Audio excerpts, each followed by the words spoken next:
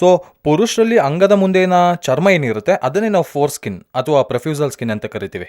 ಈ ಮುಂದೆ ಇರುವ ಚರ್ಮ ಏನಿರುತ್ತೆ ಅಂಗದ ಮೇಲಿನಿಂದ ಫ್ರೀ ಆಗಿ ಮೂವ್ ಆಗ್ತಿರುತ್ತೆ. ಎಷ್ಟು ಫ್ರೀ ಆಗಿ ಅಂದರೆ ಹಿಂದಕ್ಕೆ ಎಳೆದ ಕೂಡಲೇ ಹಿಂದಕ್ಕೆ ಬರಬೇಕು, ಕಂಪ್ಲೀಟ್ ಆಗಿ ಹಿಂದಕ್ಕೆ ಬರಬೇಕು. ಯಾವುದೇ ರೀತಿ ಅಟ್ಯಾಚ್ಮೆಂಟ್ ಆಗಲಿ, ಯಾವುದೇ ರೀತಿ ಟೈಟ್ನೆಸ್ ಆಗಲಿ, ಯಾವುದೇ ಥರ ಡಿಫಿಕಲ್ಟಿ ಕೂಡ ಇರಬಾರ್ದು.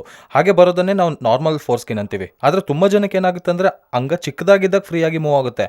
ಆದರೆ ಅಂಗ ದೊಡ್ಡದಾದಾಗ, ಅಂಗಸ್ತಂಭನ ಆದಾಗ ಅಂಗದ ಒಂದು ಚರ್ಮ ಸ್ವಲ್ಪವೂ ಮೂವ್ ಆಗಲ್ಲ, ಟೈಟಾಗಿ ಮೂವ್ ಆಗುತ್ತೆ. ಅಥವಾ ಕೆಲವು ಸಲ ಡಿಫಿಕಲ್ಟ್ ಆಗಿ ಮೂವ್ ಆಗೋದು, ಪೇನ್ಫುಲ್ ಆಗಿ ಮೂವ್ ಆಗೋದು, ಕೆಲವು ಸಲ ಮುಂದಕ್ಕೆ ಮೂವ್ ಆಗಿದ್ದು ಮತ್ತೆ ಹಿಂದಕ್ಕೆ ಬರದೇ ಇರೋದು, ಅಂದರೆ ಮತ್ತೆ ಫ್ರಂಟ್ಗೆ ಬರದೇ ಇರೋದು, ಇಂಥರದೆಲ್ಲ ನೋಡ್ತಿರ್ತೀವಿ. ಇದನ್ನೇ ನಾವು ಫೈಮೋಸಿಸ್ ಅಂತ ಕರಿತೀವಿ. ಅಂದರೆ ಫೈಮೋಸಿಸ್ ಅಂದರೆ ಅರ್ಥ ಏನಂದರೆ ಅಂಗದ ಮುಂದೆ ಇರೋ ಚರ್ಮ ಏನಾದರೂ ಹಿಂದಕ್ಕೆ ಬರದೇ ಇದ್ದರೆ ಅದನ್ನೇ ನಾವು ಫೈಮೋಸಿಸ್ ಅಂತೀವಿ. ಈ ಫೈಮೋಸಿಸ್ಗೆ ಮುಖ್ಯ ಕಾರಣ ನೋಡೋದಾದರೆ 95% ಡಯಾಬಿಟಿಸ್ ಇರೋರಿಗೆ ಫೈಮೋಸಿಸ್ ಬರೋ ಅವಕಾಶ ಹೆಚ್ಚು ಚಾನ್ಸಸ್ ಇರುತ್ತೆ. ಹಾಗಾಗಿ ಈ ಅಂಗದ ಮುಂದೆ ಇರುವ ಚರ್ಮ ಅನ್ನೋದು ಡಯಾಬಿಟಿಸ್ ಅಟ್ಯಾಕ್ ಆಗೋದ್ರಿಂದ ಏನಾಗುತ್ತೆ ಅಂದರೆ ಅದರಲ್ಲಿರೋ ಶುಗರ್ಸ್ನಿಂದ ಆ ಚರ್ಮಕ್ಕೆ ಅದರ ಒಂದು ಎಲಾಸ್ಟಿಸಿಟಿ ಕಳ್ಕೊಳ್ಳುತ್ತೆ. ಹೀಗಾಕೋದ್ರಿಂದ ಆ ಚರ್ಮ ಮಂದ ಆಗೋಗುತ್ತೆ. ಇದರಿಂದ ಕ್ರ್ಯಾಕ್ಸ್ ಬರೋದು, ಜಿಗುಟಿನ ಪದಾರ್ಥ ಬರೋದು, ಹಿಂದಕ್ಕೆ ಎಳೆದಾಗ ಪೇಯ್ನ್ ಆಗುತ್ತೆ. ಒಂದೊಂದ್ಸಲ ನಾವು ಹಿಂದಕ್ಕೆ ಎಳೆದಾಗ ಕ್ಲೀನ್ ಮಾಡ್ಕೊಳ್ಳೋ ಪ್ರಯತ್ನ ಮಾಡಿದರೆ ಮತ್ತೆ ಮುಂದಕ್ಕೆ ಬರದೇ ಇರೋದು, ಈ ಥರದ್ದೆಲ್ಲ ನೋಡ್ತಿರ್ತೀವಿ. ಸೊ ಇದನ್ನೆಲ್ಲ ನಾವು ಅಡ್ರೆಸ್ ಮಾಡೋದಾದರೆ ಈ ಪ್ರಾಬ್ಲಮ್ಸ್ನ ನಾವು ಐಡೆಂಟಿಫೈ ಮಾಡಿದಾಗ ಇದನ್ನೇ ನಾವು ಫೈಮೋಸಿಸ್ ಅಂತೀವಿ. ಬೆಲನೋಪಾಸಿಟಿಸ್ ಅಂತ ಹೇಳ್ತೀವಿ ಈ ಕಂಡೀಷನ್ನ. ಸೊ ಇಂಥ ಕಂಡೀಷನ್ಸ್ ಬಂದಾಗ ಏನು ಮಾಡಬೇಕು? ಇಂಥ ಕಂಡೀಷನ್ಸ್ ಬಂದಾಗ ನಾವು ಕ್ಲೀನ್ ಮಾಡ್ಕೊಳ್ಳೋಕ್ಕೆ ಟ್ರೈ ಮಾಡಬೇಕು. ಇನ್ ಕೇಸ್ ಕ್ಲೀನ್ ಮಾಡ್ಕೊಳ್ಳೋಕ್ಕೆ ಪಾಸಿಬಲ್ ಆಗಲಿಲ್ಲ ಅನ್ನಿಸಿದಾಗ ಇಮಿಡಿಯೇಟಾಗಿ ಸರ್ಜನ್ನ ಭೇಟಿ ಮಾಡಬೇಕು. ಇದರಿಂದ ಫೈಮೋಸಿಸ್ ಆಗಿದೆಯಾ, ಬೆಲನಿಟಿಸ್ ಆಗಿದೆಯಾ ಅನ್ನೋದನ್ನ ತಿಳ್ಕೊಬೋದು. ಇದಕ್ಕೆ ಯಾವ ರೀತಿ ಔಷಧಿ ಆಪ್ಷನ್ಸ್ ಸಿಗುತ್ತೆ, ಯಾವ ಥರ ಸರ್ಜರೀಸ್ ಆಪ್ಷನ್ಸ್ ಇದೆ ಅನ್ನೋದನ್ನ ಇವತ್ತು ತಿಳ್ಕೊಳ್ಳೋಣ. ಸೊ ಬೆಲನಿಟಿಸ್ ಆಗಲಿ, ಬೆಲನೋಪಾಸಿಟಿಸ್ ಆಗಲಿ ಯಾವುದೇ ಔಷಧಿ ಆಪ್ಷನ್ಸ್ ಇರೋದಿಲ್ಲ. ಕೆಲವರು ಕ್ಯಾಂಡಿಡ್ ಆಯಿಂಟ್ಮೆಂಟ್ಸ್ ಆಗಲಿ, ಕೆಲವು ಜೆಲ್ಸ್ ಟ್ರೈ ಮಾಡ್ತಾ ಇರ್ತಾರೆ. ಇದರಿಂದ ಅವರಿಗೆ ಸ್ವಲ್ಪ ಮಟ್ಟಿಗೆ ರಿಲೀಫ್ ಸಿಗುತ್ತೆ. ಆದರೆ ಕ್ರ್ಯಾಕ್ಸ್ ಬರೋದ್ರಿಂದ ಪ್ರಾಬ್ಲಮ್ಸ್ ಏನು ಅನ್ನೋದಾದರೆ, ಕ್ರ್ಯಾಕ್ಸ್ ಬಂದಾಗೆಲ್ಲ ನಮಗೆ ಹೀಲ್ ಆಗುವಾಗ ಚರ್ಮ ಬಿಗಿದ್ಕೊಳ್ತಾ ಇರುತ್ತೆ ಒಂಥರ. ಅಂದರೆ ಇನಿಷಿಯಲ್ ಆಗಿ ಸ್ಕಿನ್ ಮೊದಲು ಅಗಲವಾಗಿದ್ದು ಆ ಬೆಲನಿಟಿಸ್ನಿಂದ ಏನಾಗುತ್ತೆ ಅಂದರೆ ಮೆಲ್ಲಗೆ ಕ್ರ್ಯಾಕ್ಸ್ ಹೀಲ್ ಆಗುವಾಗ ಹತ್ತಿರಕ್ಕೆ ಬರುತ್ತೆ, ಸಂಕುಚಿತ ಆಗುತ್ತೆ. ಅಂದರೆ over a period of time ನೋಡೋದಾದರೆ 1 or 2 years ನೋಡೋದಾದರೆ ಮೊದಲು ಇದ್ದಷ್ಟು ಎಲಾಸ್ಟಿಕ್ ಚರ್ಮಕ್ಕೆ ಇರೋದಿಲ್ಲ, ಸ್ವಲ್ಪ ಮಂದ ಆಗೋಗುತ್ತೆ, ತಿಕ್ಕಾಗೋಗುತ್ತೆ, ಮಂದ ಆಗೋಗುತ್ತೆ. ಇದರಿಂದ ಚರ್ಮ ಸ್ವಲ್ಪವೂ ಹಿಂದಕ್ಕೆ ಬರೋದಿಲ್ಲ, ಟೈಟಾಗಿ ಮೂವ್ ಆಗುತ್ತೆ. ಒಮ್ಮೊಮ್ಮೆ ಟೈಟಾಗಿ ಮೂವ್ ಮಾಡಿದರೂ ಸಹ ಹಿಂದಕ್ಕೆ ಬಂದು ಸ್ಟಕ್ ಆಗೋಗುತ್ತೆ. ಇಂಥ ಕಂಡೀಷನ್ನೇ ನಾವು ಪ್ಯಾರಾಫೈಮೋಸಿಸ್ ಅಂತ ಕೂಡ ಹೇಳ್ತೀವಿ. ಸೊ ಈ ಬೆಲನಿಟಿಸ್, ಈ ಫೈಮೋಸಿಸ್ ಇರೋರಿಗೆ ಯಾವುದೇ ಔಷಧಿ ಆಪ್ಷನ್ಸ್ ಇರೋದಿಲ್ಲ, ಕೇವಲ ಸರ್ಜಿಕಲ್ ಆಪ್ಷನ್ಸ್ ಮಾತ್ರ ಇರುತ್ತೆ. ಹಾಗಾಗಿ ಬಹಳ ಜನ ಹೊರಗೆ ಮಾಡೋ ತಪ್ಪುಗಳನ್ನ ನಾವು ಆಗಾಗ ನೋಡ್ತಾನೆ ಇರ್ತೀವಿ. ಓಪನ್ ಸರ್ಜರಿ ಬಗ್ಗೆ ಬಹಳ ಜನಕ್ಕೆ ಗೊತ್ತಿದೆ. ಓಪನ್ ಸರ್ಜರಿನಲ್ಲಿ ಏನು ಮಾಡ್ತೀವಿ ಅಂದರೆ ಎಷ್ಟೋ ವರ್ಷಗಳಿಂದ ಇದೇ ಟೈಪ್ ಆಫ್ ಸರ್ಜರಿ ಮಾಡ್ತಾ ಬಂದಿದ್ದಾರೆ ಬಹಳ ಜನ. ಇದರಲ್ಲಿ ನಾವು ಚರ್ಮನ ಸಿಸರ್ನಲ್ಲಿ ಕಟ್ ಮಾಡಿ ಹೊಲಿಗೆ ಆಗ್ತಾ ಇರ್ತೀವಿ. ಬಟ್ ನಮ್ಮ ಟ್ರೀಟ್ಮೆಂಟ್ ರೇಂಜ್ ಹಾಸ್ಪಿಟಲ್ನಲ್ಲಿ ಲೇಟೆಸ್ಟ್ ಸರ್ಜರಿ ಏನಂದರೆ ಸ್ಟೇಪ್ಲರ್ ಸರ್ಕಮ್ಸಿಷನ್ ಸರ್ಜರಿ.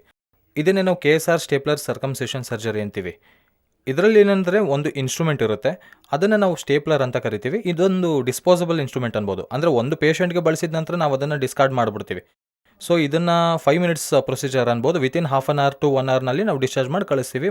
ಇನ್ಫ್ಯಾಕ್ಟ್ ಅನೆಸ್ಥೇಷಿಯಾ ಕೊಡೋ ಅವಶ್ಯಕತೆ ಕೂಡ ಇರೋದಿಲ್ಲ. ಅಂದರೆ ಸ್ಪೈನಲ್ ಅನೆಸ್ಥೇಷಿಯಾ ಆಗಲಿ, ಶಾರ್ಟ್ GA ಆಗಲಿ ಇಂಥರದೆಲ್ಲ ಅಗತ್ಯ ಇರೋದಿಲ್ಲ. ಜಸ್ಟ್ ಪೆನೈಲ್ ಬ್ಲಾಕ್ ಅಂತೀವಿ. ಅಂದರೆ ಪೆನಿಸ್ಗೆ ಹತ್ತಿರದಲ್ಲಿರೋ ಸುತ್ತಮುತ್ತ ಚರ್ಮಕ್ಕೆ ನಾವು ಅನಸ್ತೇಷಿಯಾ ಕೊಡೋದ್ರಿಂದ ನಂಬಾಗುತ್ತೆ. ಅಷ್ಟರಲ್ಲಿ ನಾವು ಸರ್ಜರಿ ಮಾಡ್ಕೋಬೋದು. ಯಾಕಂದರೆ ಈ ಸರ್ಜರಿಗೆ ಜಸ್ಟ್ 5 to 6 minutes ಮಾತ್ರ ಸಾಕಾಗುತ್ತೆ. ಸೊ ಇಮಿಡಿಯೇಟಾಗಿ ನಾವು ಡಿಸ್ಚಾರ್ಜ್ ಮಾಡಿ ಕಳಿಸ್ತೀವಿ. ಸಹಜವಾಗಿ patient pant and inner wear ಹಾಕ್ಕೊಂಡು ಹೋಗ್ಬೋದು. ಯಾವುದೇ ರೀತಿಯಾದ ಸಂಕಟ ಇರೋದಿಲ್ಲ, ಯಾವುದೇ ರೀತಿ ಬ್ಲೀಡಿಂಗ್ ಇರೋದಿಲ್ಲ, ಯಾವುದೇ ಥರ ಪೇಯ್ನ್ ಬರೋದಿಲ್ಲ, ಯಾವುದೇ ರೀತಿಯ ಊತ ಕೂಡ ಬರೋದಿಲ್ಲ. ಮೇಯ್ನಾಗಿ ಈ KSR ಸ್ಟೇಪ್ಲರ್ನಲ್ಲಿರೋ ಅಡ್ವಾಂಟೇಜ್ ಏನಂದರೆ ಇದರಲ್ಲಿರೋ ಸಿಲಿಕಾನ್ ರಿಂಗ್ ಇರುತ್ತೆ. ಆ ಸಿಲಿಕಾನ್ ರಿಂಗ್ ಏನಿರುತ್ತೆ, ನಾವು ಒಂದು 10 to 12 daysನಲ್ಲಿ ನಾವು ಶುಭ್ರವಾಗಿ ಇಟ್ಕೊಂಡ್ರೆ ಸಾಕು, ರಿಂಗ್ ತಾನಾಗೆ ಬಿದ್ದೋಗುತ್ತೆ. ಅದರ ಹಿಂದೆನೇ ಪಿನ್ಸ್ ಇರುತ್ತೆ. ಹಾಗಾಗಿ ಒಂದು ಸಲ ಆ ರಿಂಗ್ಸ್ ಬಿದ್ದೋದ್ರೆ ಈ ಪಿನ್ಸ್ ಕೂಡ ತಾನಾಗೆ ಬಿದ್ದೋಗುತ್ತೆ. ಸೊ KSRನಲ್ಲಿರೋ ಅಡ್ವಾಂಟೇಜ್ ಏನಂದರೆ ಪಿನ್ಸ್ ತೆಗಿಯೋ ಅವಶ್ಯಕತೆನೇ ಬರಲ್ಲ, ಪಿನ್ಸ್ ತನ್ನಷ್ಟಕ್ಕೆ ತಾನೇ ಬಿದ್ದೋಗುತ್ತೆ. ಅಷ್ಟೇ ಅಲ್ಲದೆ ಈ KSRನಲ್ಲಿರೋ ಅಡ್ವಾಂಟೇಜ್ ಏನಂದರೆ ಯಾವುದೇ ಥರದ ಬ್ಲೀಡಿಂಗ್ ಇರೋದಿಲ್ಲ, ಯಾವುದೇ ಥರ ಊತ ಬರೋದಿಲ್ಲ, ಯಾವುದೇ ಥರ ಪೇಯ್ನ್ ಇರೋದಿಲ್ಲ. 10 to 12 daysನಲ್ಲಿ ರಿಂಗ್ಸ್ ಬಿದ್ದೋಗುತ್ತೆ. ಅದರ ಮೂಲಕ ಪೇಷಂಟ್ ಫ್ರೀ ಆಗೋಗ್ತಾರೆ. ಈ ಮೂವ್ ಅಂದರೆ ಈ 10 ದಿನದಲ್ಲಿ ಪೇಷಂಟ್ ಮಾಡಬೇಕಾಗಿರೋ ಕೆಲಸ ಏನಂದರೆ 3 ಕೆಲಸಗಳು, ಮೇಯ್ನ್ 3 ಕೆಲಸ ಅವಾಯ್ಡ್ ಮಾಡಬೇಕಾಗುತ್ತೆ.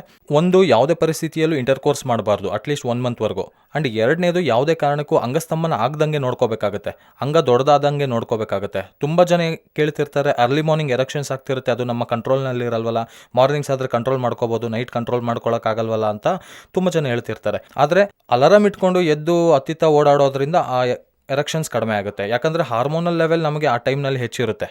ಹೆಚ್ಚಾಗಿರೋದ್ರಿಂದ ನಮಗೆ ಅಂಗಸಂಬನ ಅನ್ನೋದು ಆಗೇ ಆಗುತ್ತೆ. ಸೊ ಅದನ್ನು ಅವಾಯ್ಡ್ ಮಾಡೋದಕ್ಕೆ ಆ ಟೈಮ್ನಲ್ಲಿ ಎದ್ದು ವಾಕಿಂಗ್ ಮಾಡೋದು, ತಿರುಗಾಡೋದು ಮಾಡೋದ್ರಿಂದ ಸ್ವಲ್ಪ ಮಟ್ಟಿಗೆ ಅಂಗಸಂಬನ ಕಂಟ್ರೋಲ್ ಮಾಡ್ಬೋದು.